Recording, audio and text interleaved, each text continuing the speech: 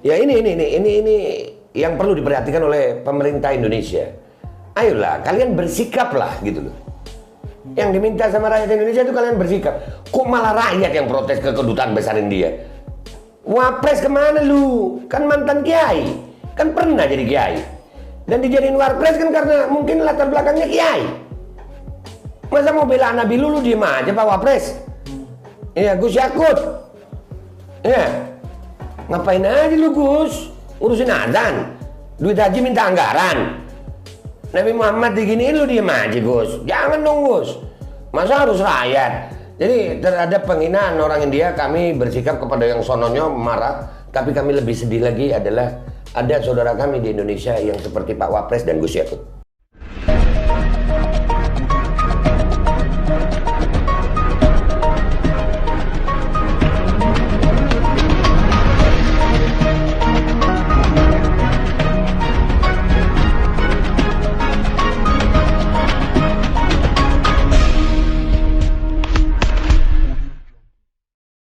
Bismillahirrahmanirrahim. Assalamualaikum warahmatullahi wabarakatuh. Waalaikumsalam warahmatullahi wabarakatuh. Teman-teman Mimbar Tub, Salwa Media dan teman-teman YouTuber yang lain, mudah-mudahan Bang Basit nanti dibagi juga ya sama yang lain. Alhamdulillah pada sore hari ini kita ketemu sama Babe Aldo. Siap. Assalamualaikum. Waalaikumsalam warahmatullahi wabarakatuh. Be. Siap. Hari ini tadi kita habis demo bareng ya? Ya, aksi bareng ya. Aksi bareng di Kedubes India. Iya ya. Iya. Mungkin teman-teman yang belum tahu, kemarin belum lama ini juru bicara partai yang berkuasa di India itu menyampaikan penghinaan yang luar biasa terhadap Nabi Muhammad Sallallahu Alaihi Wasallam. Namanya Nupur Sarma. Ini tolong dicatat ya. Umurnya kalau nggak salah 37 tahun. Perempuan menghinakan Nabi dan Siti Aisyah. Pertama-tama tanggapan dari Babe Aldo dulu. Ya, kalau kita alhamdulillah ya, gini. Nggak ada alasan bagi seorang muslim untuk diam saja di saat Ar-Rasul SAW dihina. Nggak ada alasan. Nggak ada alasan itu, nggak ada alasan lagi kerja, nggak ada alasan mereka bos saya. Bahkan Ar-Rasul SAW aula bil mu'minin. Paling utamanya dari orang-orang beriman ini, yang paling utama itu adalah Nabi SAW. Jadi apapun, siapapun, dimanapun, kapanpun penghina Nabi Muhammad akan kita kutuk. Dan kalau kita bisa berhadapan ya parah itu, karena Nabi Muhammad SAW itu simbol keagamaan bagi umat Islam.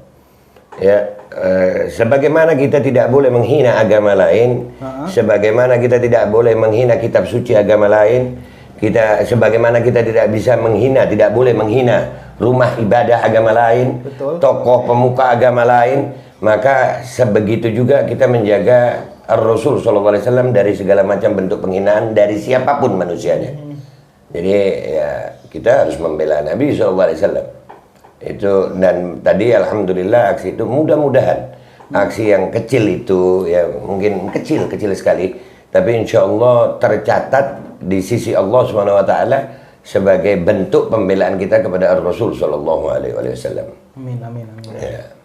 Terus berikutnya ini Be, kalau kita lihat bukan ini ya, bukan hanya sekali dua kali ya kita pikir ya. Yeah. Ini sudah rentetan dari berjilid-jilid lah, bukan hanya dari India, ada yang dari Prancis, dulu juga pernah ada yang dari Belanda, dari India ini baru-baru kemarin kaum muslimin dihajar, baru terakhir ini ada penghinaan. Nah ini kalau misalnya terus berulang seperti ini, apa yang mesti kaum muslimin lakukan? Ya kalau kita melihat ini kan ini berarti sangat luas banget ya. Betul. Sangat luas banget, dan kalau gue pribadi ngelihatnya ya dari negara kita sendiri gitu. Ya. Harusnya apa yang mesti ya sebagaimana kita lihat ya, kalau negara-negara lain yang mayoritas muslim ya jelas mengecam, mengutuk, memboikot ya, dan bahkan ada yang pemuka agama lain juga mengatakan bahwasanya seperti Putin itu kan bukan muslim dia, ya, tapi dia mengeluarkan pernyataan bahwasanya penghinaan terhadap Nabi Muhammad SAW bukan sebagai sebuah bentuk kebebasan berpendapat. Betul. Ya, itu Putin loh itu. Nah, Indonesia ini kan jangan heran loh. Ya kan presidennya muslim, wapresnya kiai. Ya, menteri agamanya anak kiai. Ya, tapi kemana itu? Dan bahkan Menteri Agamanya, waduh, azan diurusin. Ya, kemarin gue bagus aja sih dia ketemu sama pastor Vatikan gitu ya. Ya itu urusannya dia itu. Urusannya. Artinya gini, di saat lu bisa begitu untuk semua agama, kenapa untuk Islam nggak ada gitu? Ya, jadi sebenarnya Pak Kiai Maruf, tapi lupa gue minta maaf ngopi dulu gue. Pak Maruf Amin, soalnya udah nggak pantas disebut Kiai menurut gue. Iya, loh Tanazul. Yang ngomong bukan gue. Gue begini nih menyampaikan apa yang kami yakini terhadap apa yang sudah kami pelajari dalam Islam. Ya, Imam Ghazali di Ihya Ulumuddin mengatakan rusaknya sebuah rakyat itu karena rusaknya umara. Rusaknya umara itu karena rusaknya ulama. Nah kan berarti tinggi mana ulama sama umara? Ulama. Nah kalau ada ulama jadi umara tanazul. Ya kan begitu. Dulu Kiai ya Ma'ruf Amin itu. Dulu Kiai. Ya, dulu. Sekarang Pak Wapres. Iya, Umaro. Artinya ya sudahlah. Ini sebenarnya yang perlu diperbaiki. Gue ngelihatnya apa yang dilakukan oleh India itu penghinaan yang luar biasa ya. Dan semestinya bangsa Indonesia sebagai populasi muslim terbesar dunia itu mestinya bersikap, tapi kan kita tahu sampai hari ini nggak ada sikap. Pak Wapres lebih mikirin, Pak Wapres justru bersikap urusan masalah kalau makan pakai pisang nggak usah gantinya nasi. Nah itu kiai apa gitu kan ya. Nah terus Gus Yakut, Gus itu kan anak kiai itu, anak kiai ya. Kok diem aja gitu. Coba andai kata ormasnya dikatain gitu. Wah perang, ormas dikatain. Kiai dikatain perang, wallah perang. Lu bakal diserang habis-habisan. Kita nggak nyerang aja diserang. Betul. Iya kan? Kita nggak nyerang diserang. Tapi di saat agama kalian, Nabi Muhammad SAW dihina, kalian diem aja. Oh mungkin sariawan kali. Kebanyakan pisang ya Pak. Mungkin. Ya, gue harus ngomong apa adanya ini. Gue harus ngomong apa adanya. Dan ini sebenarnya mencederai rasa toleransi. Untungnya umat Islam Indonesia itu tidak mau membalas. Ya, kebayang nggak tuh kalau sesuai dengan tuduhan radikal dibalas gimana loh? Yang kacau Indonesia dong. Nah, untungnya umat Islam, alhamdulillah, gua bangga jadi umat Islam di Indonesia. Kenapa? Yang salah India. Bukan agamanya yang kita musuhi, orang Indianya.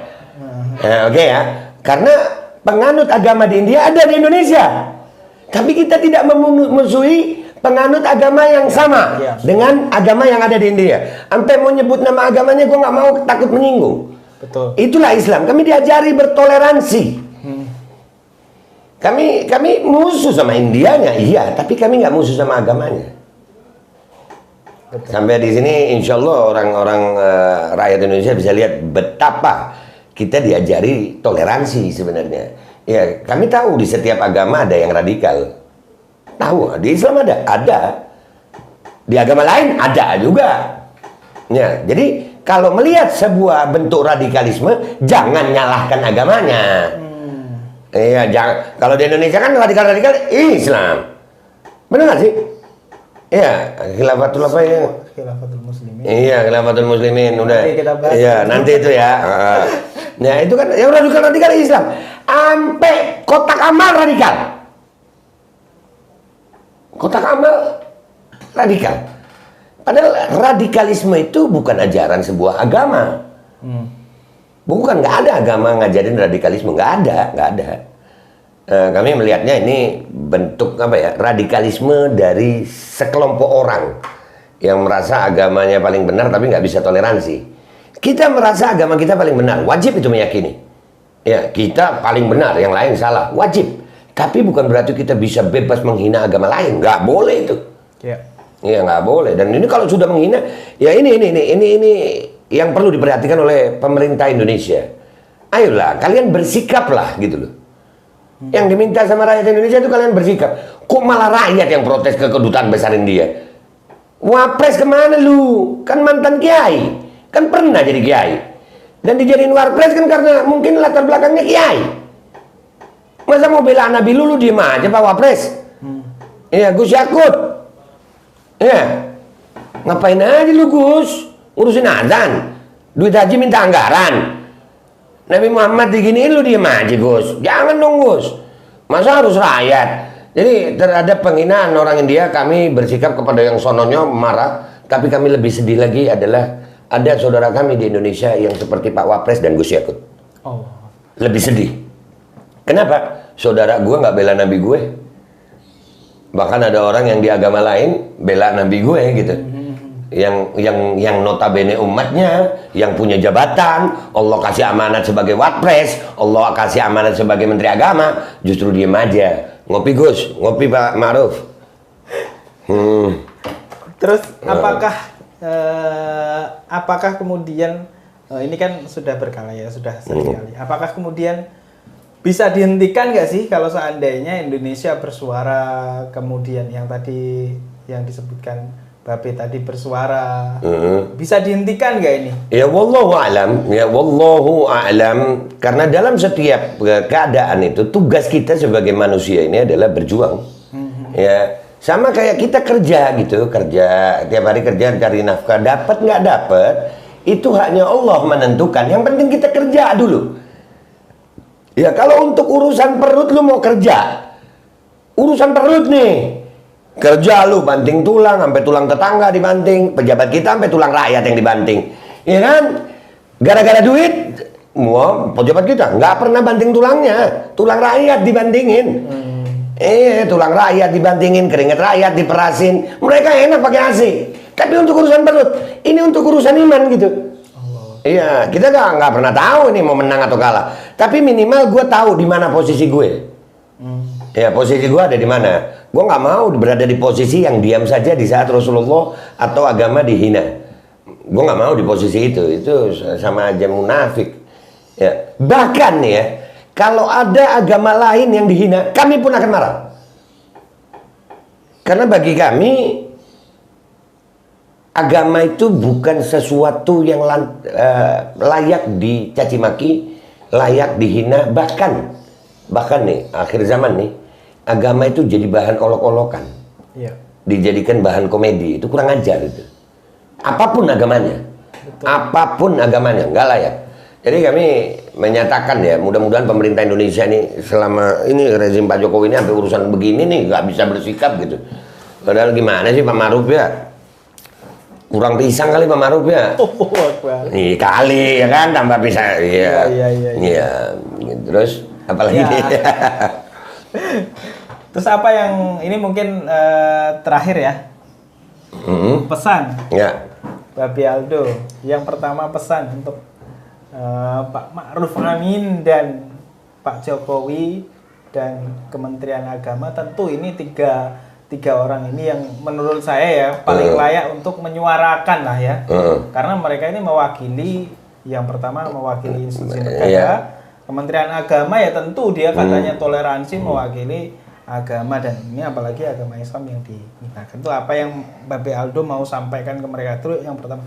Terus yang kedua, apa yang mau disampaikan kepada rakyat Indonesia menghadapi penghinaan agama terhadap Nabi Muhammad SAW. Buat pejabat-pejabat pemerintahan Indonesia, khususnya Pak Jokowi, Pak Ma'ruf Amin, dan Gus Yakut yang terhormat, mudah-mudahan kita semuanya dikasih umur panjang, sehat afiat, ditambah hidayah, ditambah iman, dirubah kelakuan yang salah jadi benar. Dan cuman gue mau bilang ya, hari ini kalian lagi duduk di kursi jabatan, itu amanah. Amanah yang nggak mudah itu, memang nggak mudah. Kalau kalian bisa kuat mengemban amanah ini, insya Allah kalian selamat.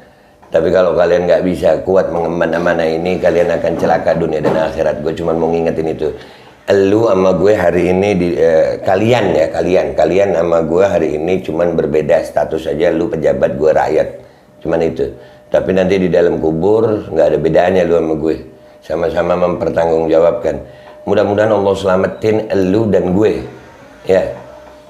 Pesan gue hati-hati banget deh jadi pejabat yang begini. Lu partai lu bela, kelompok lu bela, ormas lu bela. madhab lu bela, amalan lu, amaliyah lu bela, Nabi lu nggak lu bela.